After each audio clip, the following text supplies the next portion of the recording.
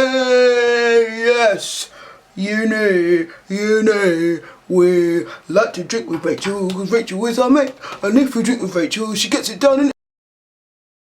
University is pretty much pitched as the best years of your life, right? Mad nights out that you'll never forget, friends for life, jumping into rivers, singing Arctic Monkeys at 3 a.m. and with a kebab in your hand when you know you've got a 9 a.m. start. What's not to love? It's going to be the best years of your life. Except, listen, right? Sometimes university is the soup and you feel like the fork. This is a quick vlog to talk about the highs and lows of student life and how it can affect your mental health. I decided to do it because I've just re-entered the education system for a second degree. 78% of students in the last year have said they've experienced mental health difficulties. According to NUS, that's National Union of Students in the UK. So I had to get back in this mother flipping egg.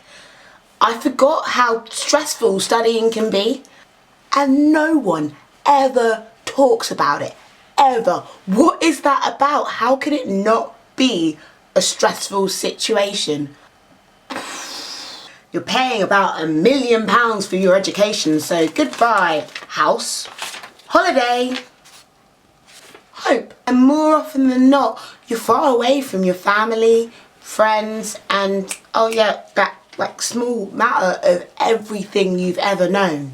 You've been living between the days until you get that text that your loan or grants come through, and until then, you're just not eating. Feeling in forms you don't understand and terrified that you'll leave uni feeling stupider than when you went. General questioning of life choices ensues, and you're either working all hours or wondering whether that last Netflix session means you're failing your degree. Oh, and referencing. Students are in a crazy vulnerable position to fall into mental distress, even temporarily. I've definitely seen that anxiety in students to live up to that expectation that you're having a great time and either having brilliant sex or getting firsts or writing this magical thesis that floats on water. If you start to feel unwell, which is common, there is no way you're bringing it up. And if you already struggle with a mental illness, then you feel constant disappointment for not fitting the student stereotype. You feel like there's no way you can win. Now I'm talking mainly about university here, but studying is bringing stresses to children as young as 6. I'm not going to go on a rant about our government or education system because that's not helpful. But as our mental health system is devastatingly low on resources and funding, it's vital that we as young people create dialogue so that we know how to access support when we need it. Mental health difficulties, no matter how small, can affect anybody and can have a huge impact on studies. It can go unnoticed because they're part of this group of invisible illnesses. Hey there, I'm anxiety. Or another mental illness. Ooh, I'm invisible. How you doing? Bye. Which means that people can easily dismiss symptoms as dysfunctional parts of themselves.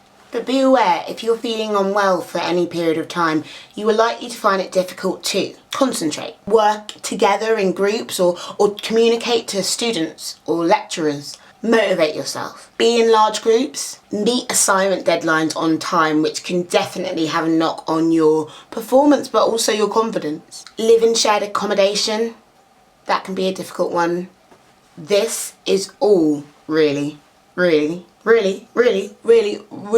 normal. And if people around you don't seem to be struggling, just remember, social media is a lie and no one knows what they're doing. You're pretty sure everyone's like, yes, Chekhov, yes, Pythagoras, X, Y, Z, osmosis.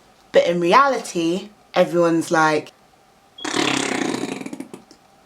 I know that feeling of wanting to get the perfect essay or lab report in, and perfectionism can be crippling. It can actually prevent you from putting pen to paper or letting go of your assignment. And then you can end up missing deadlines or falling behind, and it becomes this vicious cycle.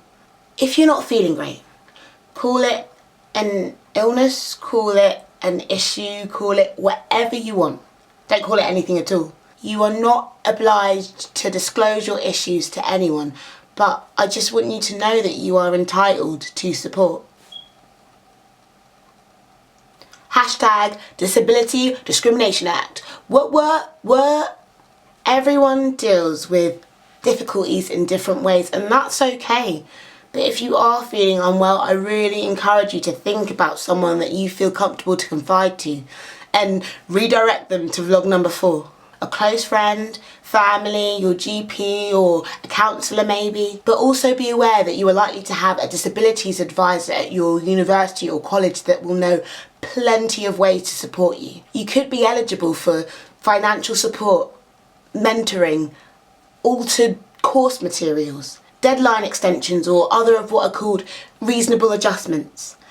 I know it's terrifying, but your health is the most important thing.